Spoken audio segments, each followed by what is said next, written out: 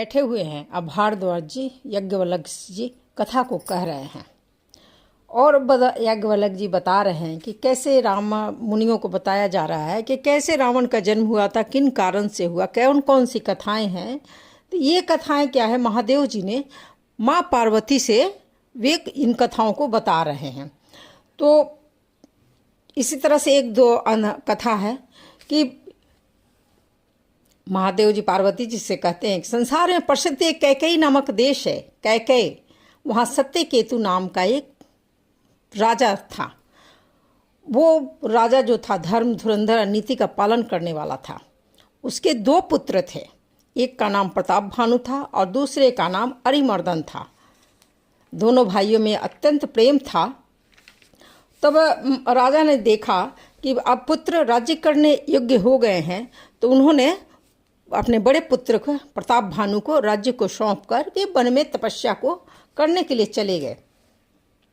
जब प्रताप भानु राजा हुए तो वे वेद की रीति से प्रजा का पालन करने लगे और उस समय उन्होंने इस तरह से अपने शासन व्यवस्था रखी कि पाप का कहीं भी लेश मात्र नहीं था। राजा के पास धर्मरुचि नाम का अत्यंत एक मंत्री था जो शुक्राचार्य के समान नीति निपुण थे। और एक उनका भाई था अरिमर्दन जो बड़ा ही बलवान और था। और वे शंभी प्रताप भानु जो थे प्रतापी और रणवीर थे। उनके पास अपार चतुरंगनी सेना थी, असंख्य योद्धा थे। तो उन्होंने अपनी सेना को लेकर उन्होंने पूरे विश्व पर अपनी भुजाओं के बल पर सातों द्वीपों को अपने वश में कर लिया। उस समय 7 द्वीप का ही प्रचलन था और सारे भूमंडल पर एक ही राजा जो थे प्रताप भानु का शासन हो गया। उन्होंने अपने बाहुबल से समस्त संसार को वशीभूत किया और धर्म अर्थ काम संबंधी सभी सुखों को उन्होंने भोगा और अपनी प्रजा को भी उसी तरह का सुविधाएं दी। मंत्री धर्मरुचि जो थे भगवान के चरणों में बहुत ही प्रीति करने वाले थे और राजा के हितार्थ राजनीति की शिक्षा भी देते थे। राजा भी सर्वदा गुरु देवता संत पितर सब ब्राह्मणों की सेवा करने वाले थे। राजा के लिए जितने भी धर्म वेदों में वर्णन किए हैं वे सबका राजा आदर सहित पालन करते थे, जिसे उन्होंने अनेक बावली, कुएं, तालाब, पुष्प वाटिकाएं, सुंदर बगीचे, बाग, ब्राह्मणों के लिए भवन और देव मंदिर तथा सभी तीर्थों को बहुत विचित्र ढंग से सुंदर बनवाया। जहाँ तक वेदों और पुराणों में यज्ञादिक कर्म बताए गए उन सबको उन्होंने बहुत ही प्रसन्नता से हजार बार किया। इस तरह का वर्णन महादेव जी पार्वती जी से कर रहे हैं। एक बार राजा जो थे उनको शिकार खेलने की इच्छा हुई और वे विंध्याचल के गहन वन में गए, जहाँ पर और उन्होंने बहुत से मृगों को मारा। और वन में घूमते हुए उन्होंने देखा कि एक बहुत बड़ा जो सूअर था उनके सामने आ गया। इतना बड़ा सूकर को देखकर वे राजा बड़े प्रसन्न हुए कि चलो आज इसका शिकार करते हैं। लेकिन वो सूअर बहुत चालाक था, कभी राजा के सामने आता और कभी राजा के से आंख से ओझल हो जाता था।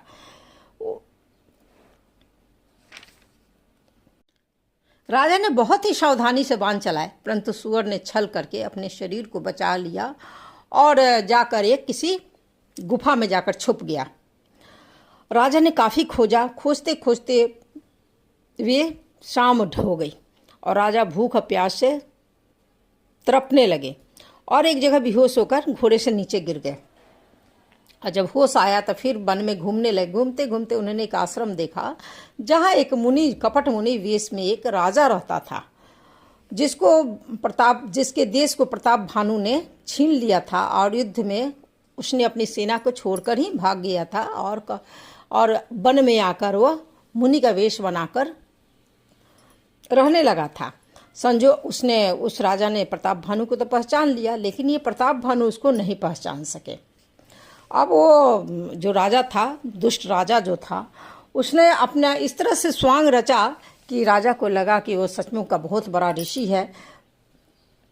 उसने राजा को जाकर सरोवर वगैरह दिखलाया। राजा वहाँ गए, पानी वगैरह पिए, स्नान वगैरह किए, घोड़ों को भी पानी वगैरह पिलाए। और फिर उसके बाद वो कपटी राजा जो ऋषि के वेश में था, मुनि के वेश में था, वो उसे लेकर अपने आश्रम में लेके आया, उनको खिलाया पिलाया राजा को।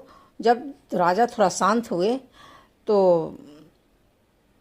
उन्होंने अपना परिचय दिया कि मैं प्रताप भानु राजा हूँ, और मैं प्रताप भानु राजा का मंत्री। उन्हें डायरेक्ट नहीं बताया, लेकिन हालांकि वो दुष्ट ऋषि जो राजा था वो पहचान गया था।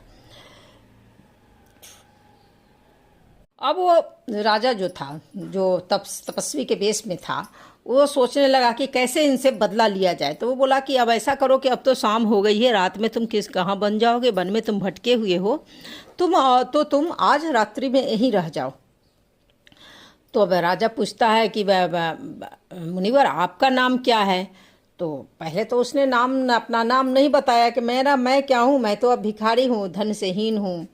तो प्रताप भानु बोलता है कि बड़े बड़े विद्वान लोग ऐसे ही अपने आप को बोलते हैं, लेकिन आप अपना नाम बताइए। तब स्वांग रचकर बोलता है कि मेरा नाम क्या है? मेरा नाम एक तनु है।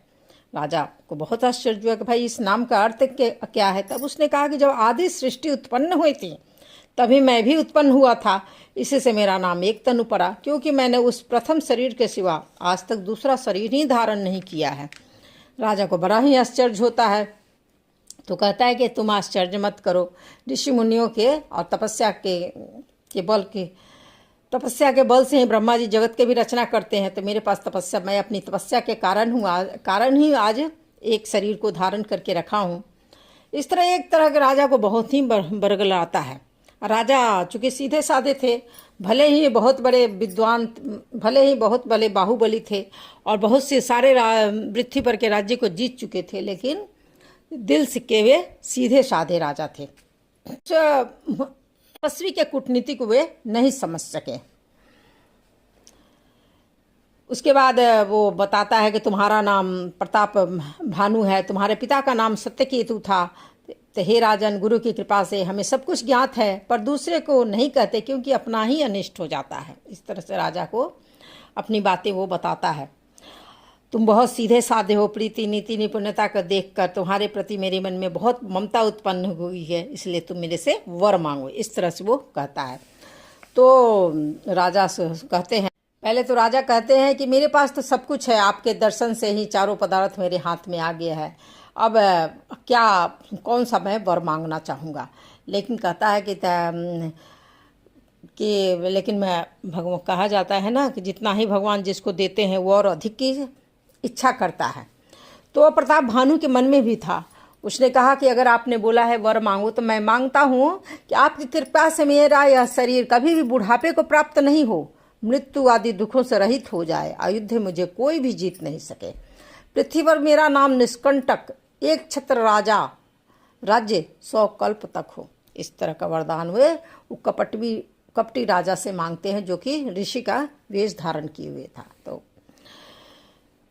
वो कपटी ऋषि बोलता है कि ऐसा ही होगा, लेकिन तुम्हें इसके लिए कुछ कार्य करना होगा, क्योंकि तुम्हारा हित कोई भी नहीं कर सकता है। केवल एक ब्राह्मण ही होता है जिसमें बहुत ज़्यादा शक्ति होती है। अगर उसने तुमको वरद हस्त, तो ब्राह्मणों का वरद हस्त तुम्हारे सिर पर आ जाए तो फिर तुम्हारा कोई भी कुछ भी नहीं बिगाड़ सकता है, क्योंकि ब्राह्मण तपस्या करते हैं। उस समय क्या यही चलन था कि ब्राह्मण ही ज़्यादा तपस्या करते थे। तो कहता है ब्राह्मण लोग तपस्या के बल पर ही बड़े बड़े बलवान हो जाते हैं, उनके कोप करने पर संसार में ऐसा कोई नहीं है जो रक्षा कर सके। तो हे राजन, यदि तुम ब्राह्मणों को अपने वश में कर सको तो मानो ब्रह्मा विष्णु महादेव भी तुम्हारे वश में हो जाएंगे। ब्राह्मण कुल से शत्रुता नहीं चलती है, यह बात मैं दोनों भुजा उठाकर कह रहा हूँ। तो ब्राह्मणों के शाप के बिना तुम्हारा विनाश किसी काल में ही संभव नहीं। एक तरह से वो बोल रहा है कि ब्राह्मण जब शाप दे देगा तो तुम्हारा सर्वनाश हो ही जाएगा, लेकिन सीधे साधे राजा ये समझ में नहीं आता है। तब कहते हैं राजा बहुत प्रसन्न हुआ, बोला कि ठीक है, अब मेरा नाश तो होगा नहीं, क्योंकि आप ब्राह्मण हैं, आपने मुझे आशीर्वाद दे दिया। तो हे प्रभु, हे कृपा निधान, आपके प्रभाव से अब मेरा सर्वकाल में कल्याण ही होगा। तब वो कहता है एवं अस्तु, ऐसा ही होगा। तो फिर बड़ा कपटी मुनि कहता है कि देखो, यदि मेरा मिलन और जो तुम मुझसे मिले हो और मेरी इस बात को इस वन में ही भूल जाना, आगे किसी से भी चर्चा नहीं करना। अगर तुम चर्चा करोगे इस बारे में तो मैं तुम्हारा गुरु हूँ, तो तुम्हारा विनाश हो जाएगा। तब राजा बोलते कि नहीं, मैं आपकी बातें, मैं आपको गुरु मानता हूँ और आपके से मिलने की बातें मैं किसी की भी नहीं कहूँगा, आपकी आज्ञा सिरोधारी है। लेकिन आप मुझे बताएं कि किस प्रकार ब्राह्मणों को वश में किया जा सकता है। तब वो बोलता है कि अभी तो रात हो चुकी है, ऐसा करो तुम सो जाओ, लेकिन आज के तीसरे दिन मैं तुम्हारे यहाँ मिलूंगा। जो तुम्हारा मंत्री, जो पुरोहित है, कुल पुरोहित, उसको मैं हरण करके मैं यहाँ रखूँगा और मैं उसी वेश में तुम्हारे पास आऊँगा। 1 साल तक तुम्हें ये काम को करना होगा। मैं भोजन बनाऊँगा और तुम उस भोजन को ब्राह्मण परिवार को निमंत्रित करके तुम अपने हाथ से खिलाओगे। अगर तुम 1 साल तक ऐसा कर लेते हो तो कोई भी ब्राह्मण तुम्हारे विरुद्ध नहीं जाएगा और तुम्हारी इच्छा पूर्ण हो जाएगी। राजा बहुत खुश होता है कि चलो ऐसा भी कोई मुझे वर देने वाला हुआ और दिशा निर्देश करने वाला हुआ, तो मेरे बहुत बड़े गुरु हैं। इस प्रकार वो उनको सादर प्रणाम के बार बार उनके चरण पकड़ कर प्रणाम करता है, कहता है कि आपके जैसा कोई भी गुरु आज तक मुझे नहीं मिला, और करके वो राजा सो गया। राजा जैसे ही सोता है, वो जो सुअर था वो कालकेतु नामक राक्षस था, जिसने सुअर बनकर राजा को धोखा दिया था। और वह तपस्वी राजा का बड़ा मित्र, तपस्वी राजा का उस बड़ा मित्र था और बहुत वह छल को, माया को जानता था। उसके 100 पुत्र और 10 भाई थे जो महादुष्ट, अजय और देवताओं को दुख देने वाले थे। तब देवताओं को दुखी देखकर राजा ने युद्ध में उन सबको मार डाला था। उस दुष्ट ने अपने पिछले बैर को याद करके तपस्वी राजा के साथ मिलकर सलाह और उपाय रचा था कि शत्रु का नाश हो जाए। भावी बस राजा प्रताप भानु कुछ भी न जान सके।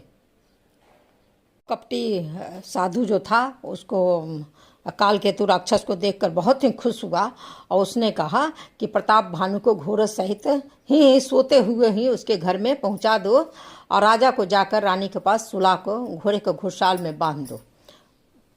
वो कालकेतु राक्षस ने वैसा ही किया और राजा का जो पुरोहित जो था उसको किडनैप यानी कि हरण कर लिया, ले जाकर पर्वत की कंदरा में उसको छिपा दिया।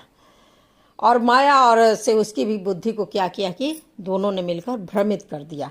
जब राजा सुबह उठा तो देखा कि अरे मैं तो अपने महल में सोया हूँ और पुरोहित की पर दृष्टि पड़ी तो आश्चर्यचकित हो अपने कार्य को स्मरण किया। राजा को 3 युग के समान लगी। जब 3 दिन बीत गया तो वो पुरोहित आया, राजा को अपनी सम्मति, अपनी बातें बताई, तो राजा ने उसे पहचान लिया कि ये मेरे गुरु हैं। उसके बाद राजा ने पुरोहित को पहचान प्रसन्नता की और उसके बाद उन्होंने उस पुरोहित को, जो कपटी मुनि था, भोजन तैयार करने के लिए जो सामान उसने मांगा उन्होंने उसे दे दिया और जिसे वो कपटी मुनि ने बनाया। जब मायावती भोजन तैयार हो गया, इतने उसने व्यंजन बनाए कि उसको कोई गिनती कर ही नहीं सकता था। और उसने उसमें कई प्रकार के जानवरों का मांस पकाया। उस दुष्ट ने उसमें ब्राह्मणों का भी मांस मिला दिया।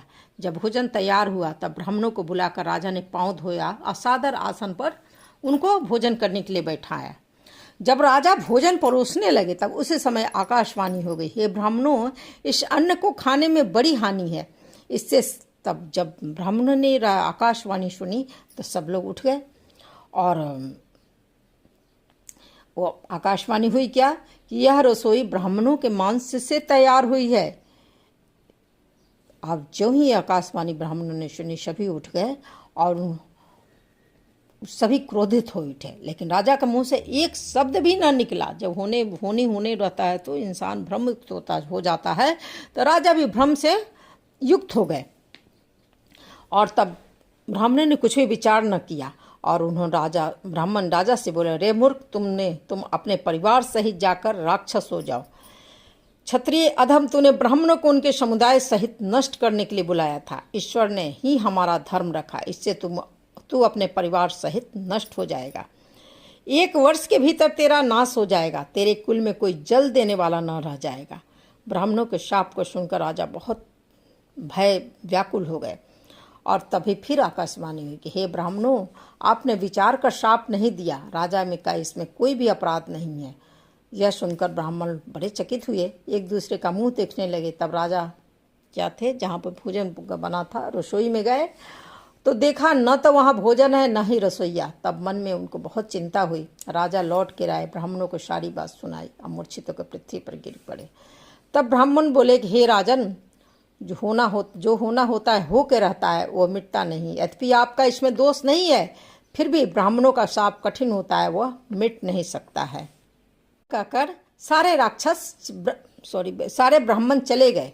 जब यह समाचार नगर के लोगों को मिला तब वे चिंता बहुत की। अब दैव को, भगवान को दोष देने लगे, जिसने राजा रूपी हंस को कौवा बना दिया। सही बात है कि राजा क्या था, क्या राजा प्रताप भानु कैसे थे, और उन्होंने उनके हाथ से कैसे कर्म हुए। उनका बुद्धि एकदम ही भ्रमित हो उठा था।